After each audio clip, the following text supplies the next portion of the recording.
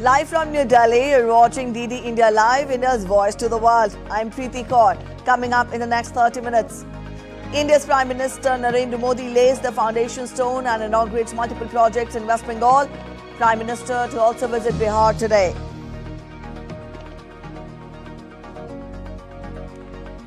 US to airdrop food and supplies into Gaza. President Biden hopeful of Israel-Hamas ceasefire deal by Ramadan.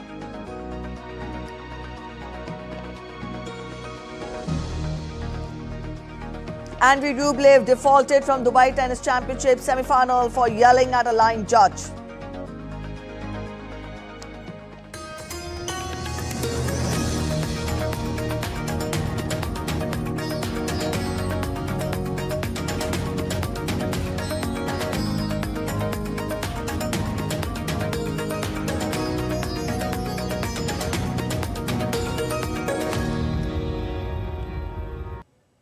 India's Prime Minister Narendra Modi inaugurated development projects worth $1.8 billion in Krishnanagar city on the second day of his visit to the eastern state of West Bengal.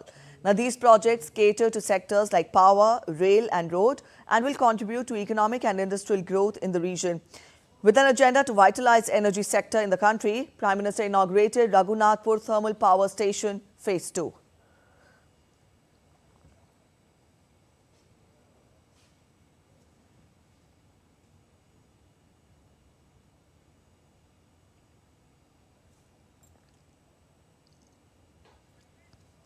Prime Minister will also inaugurate multiple development projects in Bihar later in the day today.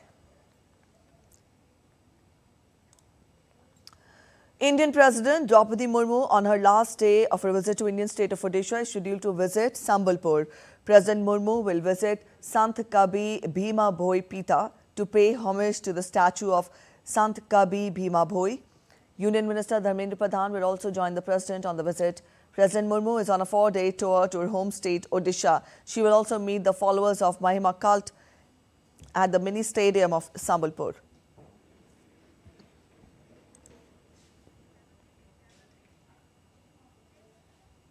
Indian Commerce Minister Piyush Goyal hailed India's successful navigation of critical issues at the 13th WTO Ministerial Conference in Abu Dhabi, ensuring the protection of farmers and fishermen. Goyal emphasized that India achieved its expected outcomes, safeguarding these sectors from harm. I think it's a good outcome. We are completely satisfied. We are delighted that we could welcome 2 new members after many years. A lot of issues continue to make progress in terms of discussions. India continues to retain full policy space for the benefit of our farmers, our fishermen, and in every respect, we have been able to protect India's interests. Indian Coast Guard ships Samarth and Abhinav have reached Colombo port today as part of the professional exchange program with neighbouring Sri Lanka Coast Guard. The ships departed from Galle harbour yesterday and will remain in Colombo till Monday.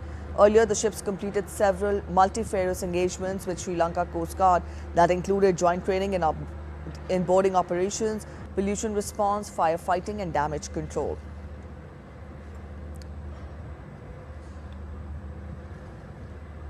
An Indian classical dancer, Amarnath Ghosh, was shot dead in St. Louis in the U.S. state of Missouri. In a post on X, Indian consulate in Chicago extended its deep condolences to Ghosh's families and friends and assured full support. And back home, at least 9 persons were injured in an explosion at the popular Rameshwaram Cafe in South India's Bengaluru on Friday. The blast was caused by a low-intensity improvised explosive device. The injured have been shifted to a nearby hospital. The explosive device was kept in a bag placed near the cash counter by a person, which exploded around 1:30 p.m. IST on Friday. A team from National Investigation Agency visited the spot and collected forensic material. Police have detained 1 person and that person is being questioned. The investigation authorities are also examining the CCTV footage and other evidence at the blast site for further leads. India's milk production will increase to 30% of the total production in the world by 2030. India is the highest milk producer and ranks on the first position in the world, contributing 24.64% of global milk production in the year 2021-22.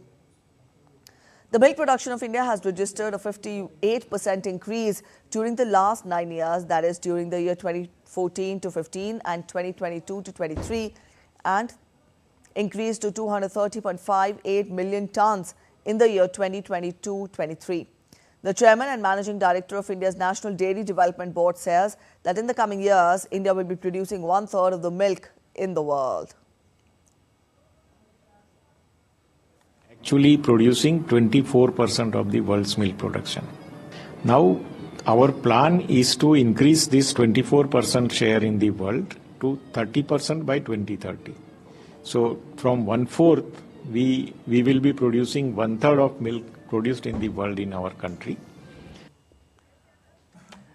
Let's get to updates from Israel-Hamas conflict. Now, U.S. President Joe Biden on Friday said that he hoped there would be a ceasefire deal between Israel and Hamas by the time of Ramadan, which starts on March 10th.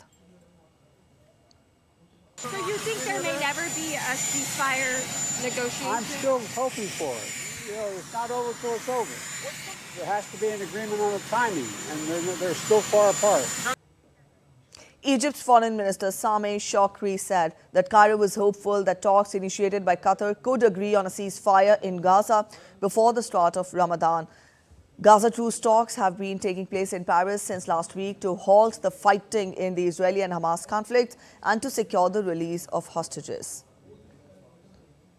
We are hopeful that the areas of divergence between the two sides can be bridged and that we can reach at least a temporary cessation of hostilities to lead to a permanent. I believe that it is only with the conviction that this temporary cessation of hostilities will turn into a permanent cessation that we can proceed.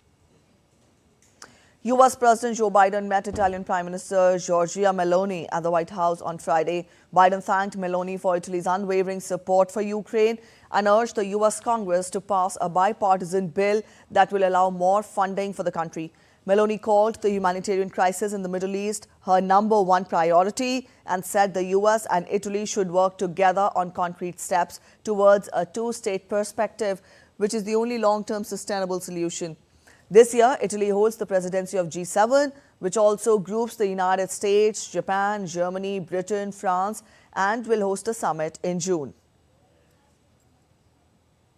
The crisis in the Middle East is of the utmost concern. We need to coordinate our actions in order to avoid an escalation, and in this regard, we do fully support the U.S. mediation efforts.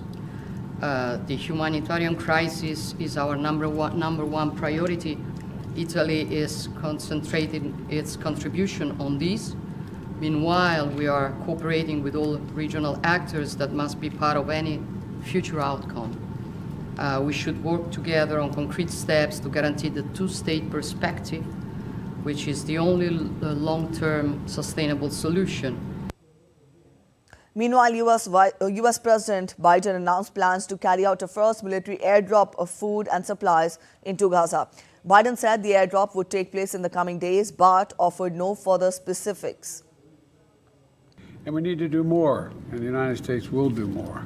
In the coming days, we're going to join with our friends in Jordan and others in providing airdrops of additional food and supplies into Ukraine, and seek to continue to open up other avenues into Ukraine, including the possibility of a marine corridor to deliver large amounts of humanitarian assistance. In addition to expanding deliveries by land, as I said, we're going to insist that Israel facilitate more trucks and more routes to get more and more people to the.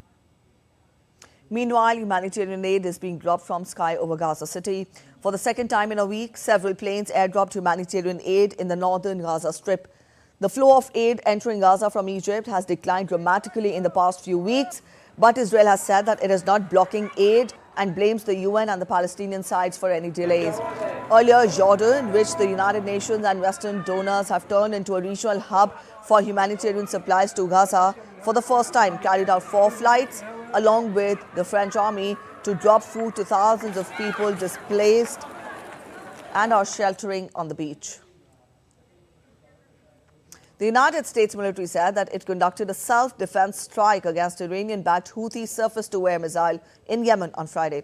According to the U.S. Central Command, the missile was prepared to be launched from Houthi-controlled areas of Yemen towards the Red Sea and presented an imminent threat to U.S. aircraft in the Red Sea.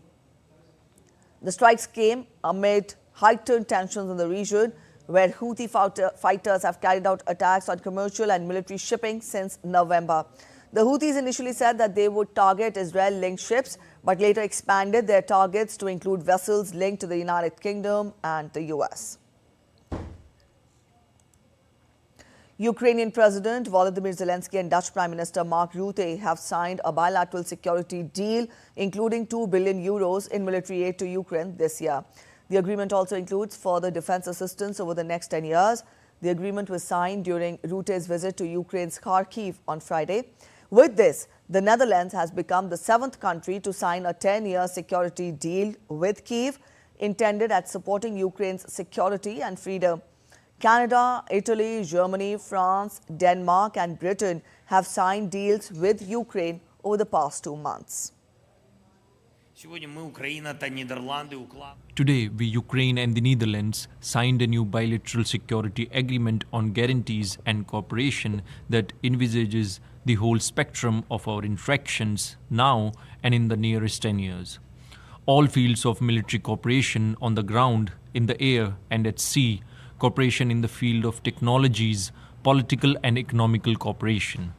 We are interested in joint production, in particular in the development of defense industries, in the investments, meaning in providing our defense forces with effective weapons and in providing our people with calm.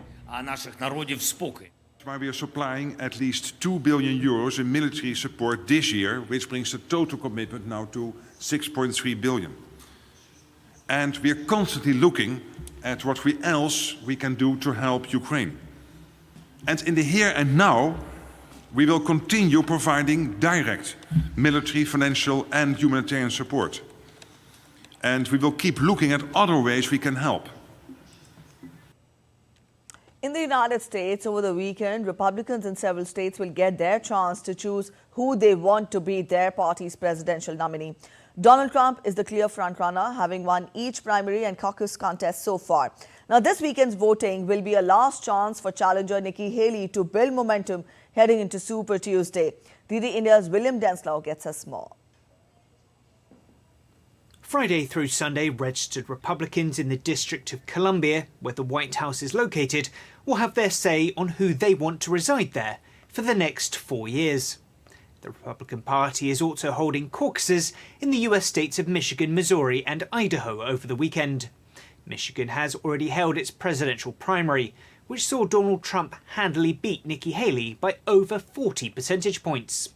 16 delegates were up for grabs in that contest, and Saturday's caucus will determine how the state's remaining 39 delegates will be allocated. For several months, the candidates will crisscross the nation ahead of the Republican National Convention in July, where nearly 2,500 delegates will gather to confirm the party's presidential nominee. That person will then likely square off against Joe Biden in the presidential election on November 5th. Despite finishing behind Donald Trump in all state contests so far, former United Nations Ambassador Nikki Haley has vowed to stay in the race, at least until Super Tuesday. On March 5th, 16 states will have their say on who they want to see on the ballot come November. In New York, William Denslow, reporting for DD India. Mexico gears up for its presidential election. The 2024 presidential elections will test the nation's democratic system. Mexico's ruling and opposition party presidential candidates kicked off their campaign on Friday for elections with a rally in Mexico's Zocalo Square. Millions of Mexican citizens will cast their ballots on June 2nd to elect a new president.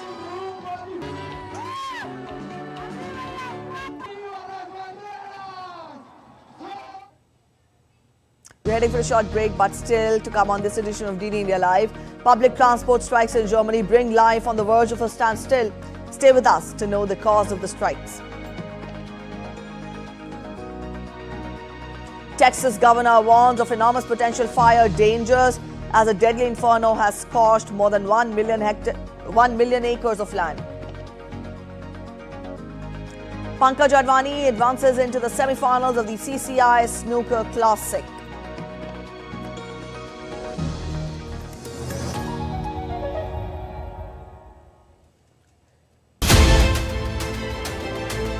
We are taking a close look at the US presidential election 2024. This year, there are approximately 64 elections scheduled around the world, but probably the most consequential of them all is going to be in the United States. Hedging against, at the official level, America not being the friendly, open partner that it's always been is extremely important, but it is a very complex world that we live in. One has to both hedge and also invest at the same time. It's extremely complex, but unfortunately there is no alternative.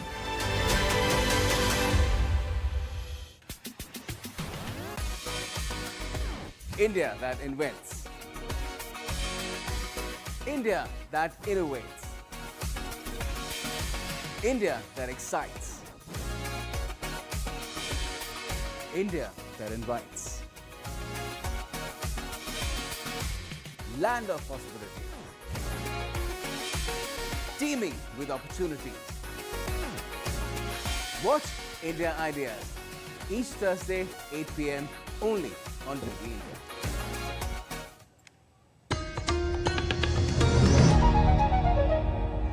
Welcome back after the break. You're watching DD India Live and I'm Preeti. Let's get you more international updates. As Japan assumes the UN Security Council presidency for the month of March, Japanese UN envoy Yamazaki Kuzuyuki asserted that their ultimate goal is to lead to a world without nuclear weapons. He was speaking at a press conference in New York on Friday. Yamazaki announced two featured events in March. The first, titled Maintenance of International Peace and Security, Nuclear Disarmament and Non-Proliferation, that is scheduled for March 18th. The second event, an open debate on promoting conflict prevention, empowering all actors, including women and youth, will be held on March 13th. Thank you very much. As the only country which suffered the nuclear attack in the history, Japan is very keen to this issue, and our thought on this month's meeting is very comprehensive. So we would like to our ultimate goal. Our goal is that we will lead to the world without nuclear weapons. In Pakistan, senators from two sides of the political aisle sparred over Pakistan Tehreek-e-Insaf founder Imran Khan's letter to the International Monetary Fund linking the release of the next tranche of the bailout package with the audit of the February 8 elections. And according to media reports, Pakistan Muslim League Nawaz, that is PMLN Senator Saadia Abbasi, while raising the issue in the upper house of parliament, regretted inviting the global lender to intervene in the internal affairs of Pakistan. Abbasi further said that the opposition was a watchdog on government and a government in waiting, but domestic issues should be resolved domestically, highlighting the need for all to join hands to protect the country's interests. Meanwhile, coming down hard on the ruling alliance, Pakistan Tehreek-e-Insaf has warned that they would not let the National Assembly function until provision of their due rights. French farmers have staged a protest at Paris's iconic Arc de Triomphe as the pressure from the country's agriculture sector shows up no sign of letting up. More than 60 people were arrested and the Champs-Élysées was briefly blocked on Friday. DD India correspondent Ross Cullen gets us more. While farmers are accustomed to getting up early, and on Friday they staged a pre-dawn protest here in Paris, a reminder of their determination to achieve their demands. They have been railing for weeks over high production costs, price pressures from retailers, and also they say they are being undercut by cheap imports from Ukraine. This is the Champs-Élysées, one of the most famous avenues in the world, in the centre of the French capital, and it was briefly blocked on the morning of the 1st of March when farmers dumped straw bales here on the road. The protest was held just ahead of the final weekend of the Paris Agriculture Show, one of the biggest farming fairs in the world. Earlier in the week, President Macron was heckled and booed when he attended the fair, which was held amid the continuing demonstrations from farmers over red tape and also fuel taxes. Now, the French Prime Minister, Gabriel Attal, says there will be more financial support for the farming sector, a new pricing law and also some changes to pesticide rules, an attempt to appease the agriculture sector, but it does seem for now that farmers are determined to continue with their protests. Ross Cullen in Paris, reporting for DD India. Public transport strikes brought parts of Germany to a standstill on Friday, and some spillover impact is also expected over the weekend. Transport worker unions are demanding a reduction in working hours and a bump in their holiday entitlement. Our correspondent Nishan Garg has more on this. Public transport in some parts of Germany is still expected to be impacted. The big day of disruptions was Friday, though, when most of the country's trains, buses and trams stood still. Most big cities, including the capital Berlin, faced massive disruptions. Friday's strike also coincided with a large pro-climate protest which called for greener public transport. One of Germany's biggest transport unions, Verdi, had called for a strike demanding better working conditions for its members. It organized protests in 14 of Germany's 16 provinces, a move that some transport operators have called unnecessary and extreme.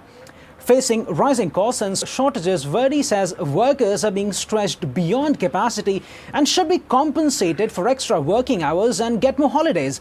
The organization represents some 90,000 transport workers and close to 2 million workers in total. The largest European economy, which is Germany, has been hit by waves of strikes in the past year, which has affected rail and air travel too. And more disruptions are likely, with train unions now also threatening to strike as their negotiations with the state-owned rail operator over working conditions have hit a roadblock. Reports say more young people getting involved in unions has increased their bargaining power.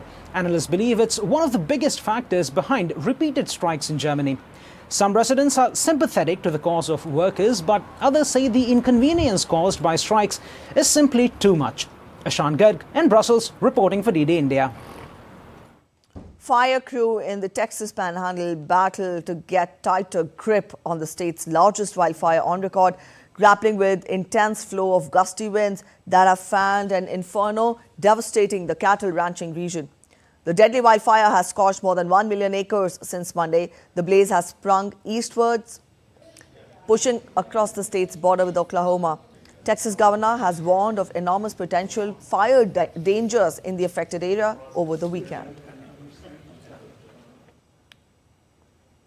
We face enormous potential fire dangers as we head into this weekend. No one can let down their guard. Everyone must remain very vigilant. Winds are going to pick back up. The right elements for a fire will be around. Heavy rains and storms led to swelling of lakes that caused flash floods in northern Peru. Authorities report that more than 50 families lost their homes due to flooding. The storm has left communities isolated and crops destroyed.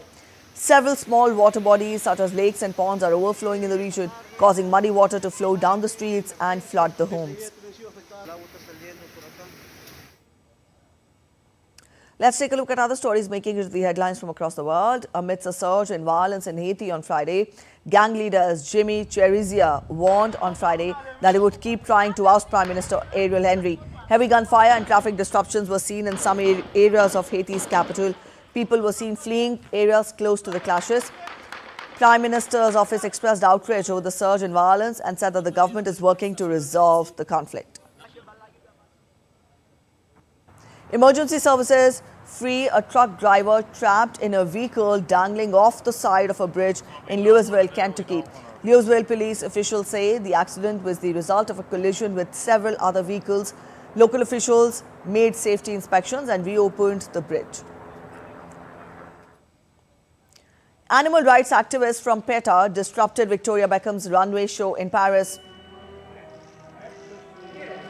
The activists jumped onto the runway in between the show and wearing t-shirts with the message, "Animals are not fabric," before being taken away by the security from the show, showcasing collection of sheer and boxy coats for her fall collection. Let's get to sports updates now. Multiple world champion Pankaj Advani clinched a hard-fought 6-4 win over Nitesh Madan in the best-of-11 frame quarter-final match at the CCI Snooker Classic.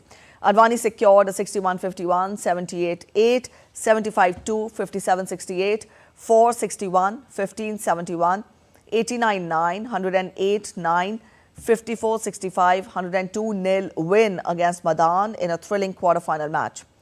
In the semis, defending champion Advani will meet Lakshman Rawat, who overcame a spirited Pushinder Singh in a stirring quarter-final.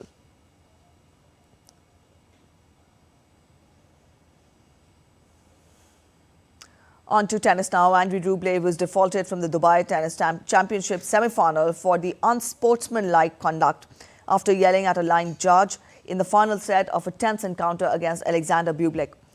In a chaotic match where both the competitors fumed at the various officials at various points, Rublev was defaulted by the chair umpire after a Russian-speaking official appeared to accuse him of using an obscenity while he screamed at the line judge. Rublev denied the allegation and said that he had spoken in English during the confrontation.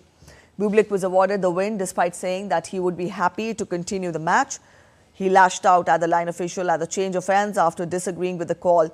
In another semi-final, Daniil Medvedev endured a disappointing outing as the world number 4 crashed to a 7-5, 6-3 loss against 5th-seeded Frenchman Hugo Humbert.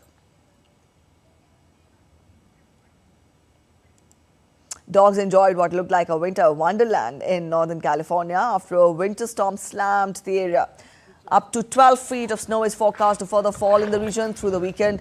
Blizzard warnings issued through Sunday, and the storm will also batter Oregon and Washington. That's it in this edition of DD India Live, but let us know your thoughts on the news of the day. You can connect with us on Facebook, X and also Instagram. We'll be back with more news as it breaks here on DD India. I'm Preeti Kaur signing off, and from all of us in Delhi, thanks for watching DD India Live.